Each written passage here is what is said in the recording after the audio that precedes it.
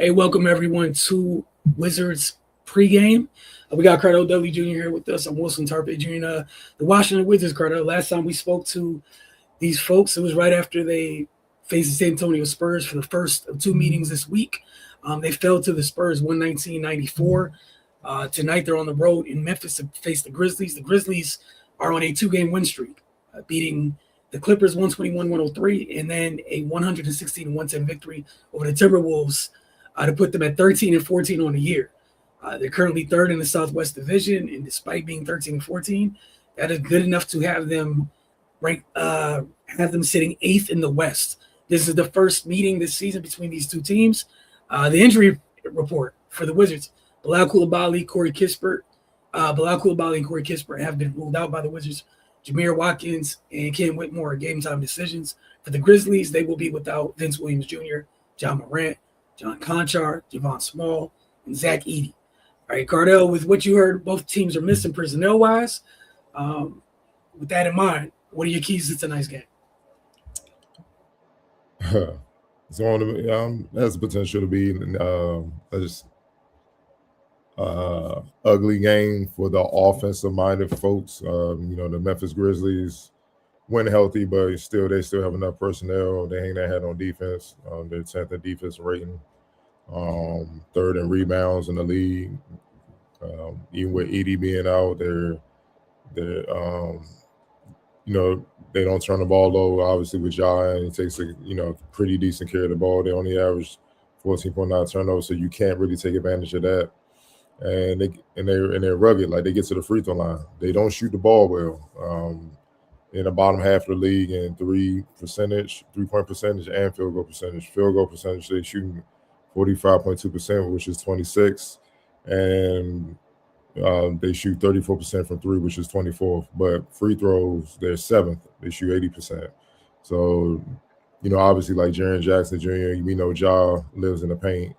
But they got a lot of athletic guys that can get in that paint besides them, man. You know what I mean? Like, the young boys, Cedric Howard, Jalen Wells, Cam Spencer. He went off crazy on the Clippers, and especially in the fourth quarter.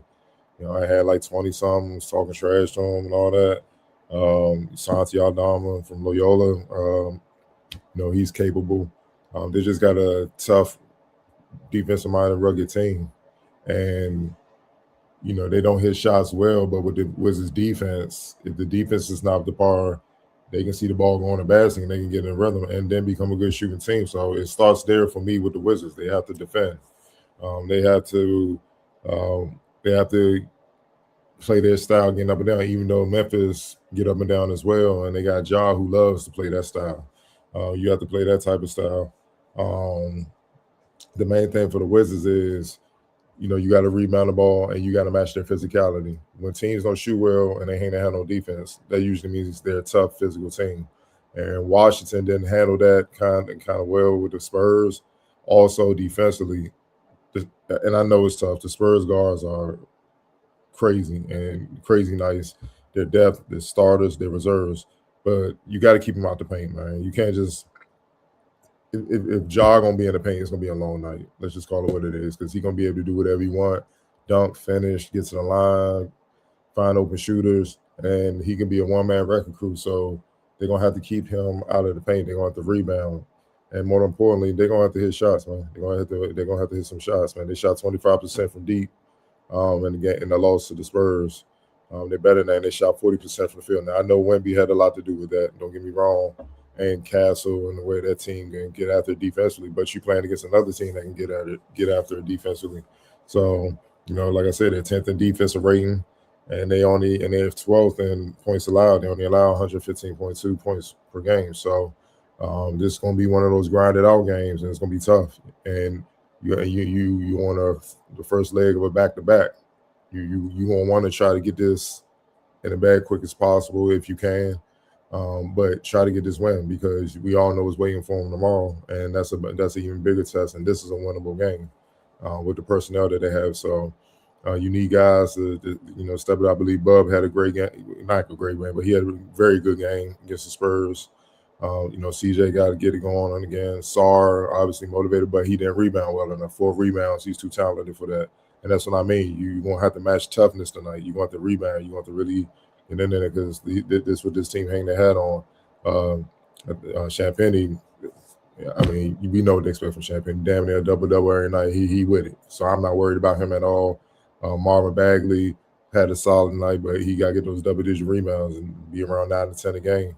You know, it's required. Somebody got to rebound the ball. And if you rebound the ball, you get more possessions and it'd be a better flow for you to score the ball. And not just defensive rebounds too. Go in there, offensive putbacks. You know what I mean? You're going to need it, man. So, you know, that's my takeaways. And also be careful with Jaren Jackson Jr. You know, I know he went crazy. He went crazy against the Spurs, you know, a couple games ago. And so, you know, you know, got to be on the lookout for that, man. But, you know, if the Wizards defend and they execute on offense, they should be pretty fine. Yeah, a little 2 cents was just I want to see Washington's wings respond from the San Antonio game. They'll be tested, like you said, they'll be tested again tonight. Might not be at the same level, but they're going to be tested tonight. I don't know if folks have gotten a chance how much Memphis people watch. I know these days, you know, but you mentioned Spencer, but Coward has been fun to watch all year long for Memphis. Him, Wells, like they're an annoying team, and I think that their offensive rebound is going to be used too. You might need 2 possessions to score against a team like this. Might need multiple opportunities.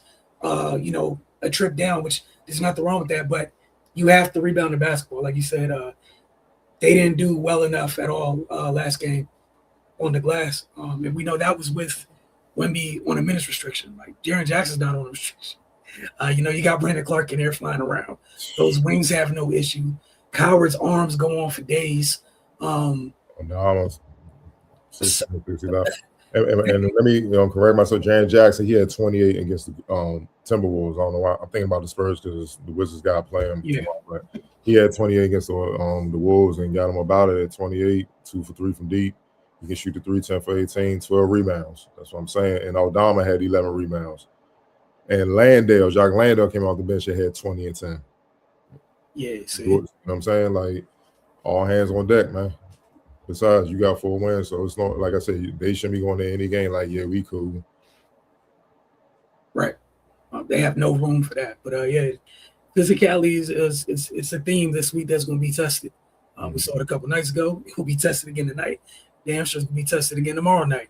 So we'll see how Washington responds. You guys heard the keys that Cardell had, so enjoy the game. We'll check in with you guys afterwards for Wizards Outlook.